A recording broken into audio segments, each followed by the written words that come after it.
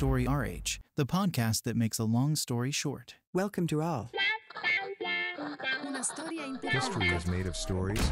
In this episode, we'll be talking about the bedrock of management and of life in general, trust. We've all come across those overzealous folks who seem more interested in red tape than end results. Some of you might have even had to deal with managers so obsessed with indicators and reports that you spend more time explaining what you're doing than actually doing it. Trust and control are not mutually exclusive, but trust is something that has to be earned. Blind faith is ill-advised, but building trust is vital. Trust us. We know. What's the story?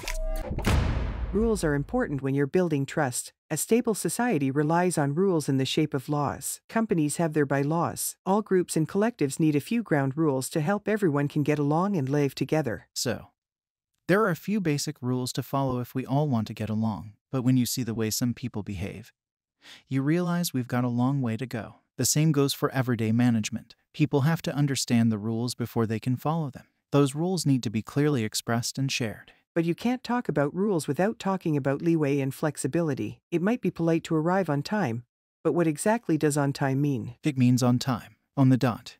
Then again, maybe it means you should arrive 5 minutes early to make sure you're not disturbing anyone. Or maybe a casual 2 or 3 minutes late, to imply your time is more important than anyone else's. Rules should be explained. You can't just bark an order. Everyone needs to know how much scope they have to deviate from a hard and fast rule. That's the second stage of trust, and it also needs to be built.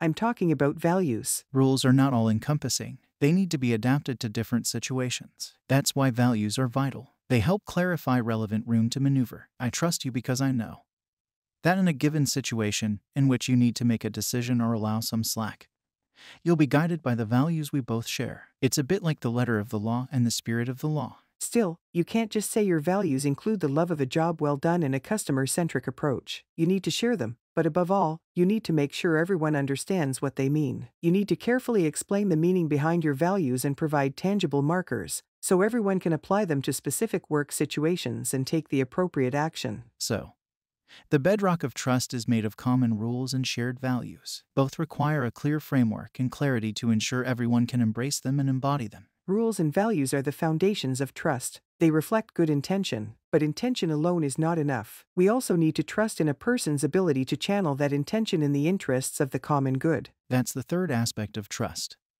The common good. I trust you because I know you'll follow the rules in the spirit of those rules because you're driven by values we both share. But I also trust that you'll always put the common good ahead of your own opportunity for personal gain. Do I serve myself first, or do I make sure there's enough to go round? The truth is, it's not all black and white. The idea of the common good is more about making sure personal interests don't run contrary to those of the collective. And also understanding that what's good for the collective is good for me. That's what leads to trust. Acting in the interests of the common good means believing, trusting, that what's good for the group is good for me personally, not falling for that reductive, either-or idea of me first. That's the key to any collective achievement. Everything hinges on the ability to nurture that idea of acting in the interests of the common good. That's why being someone's supervisor doesn't mean thinking about how they can work for you. It means thinking how you can work for them. To recap, trust is the cement that binds us together as a group. Trust can't be decreed. It has to be built, which involves 3 key steps. 1. Put in place clear rules that everyone can follow. 2.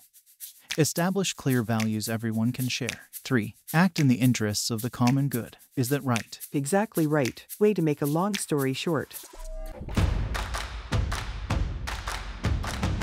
Story RH, the podcast that makes a long story short.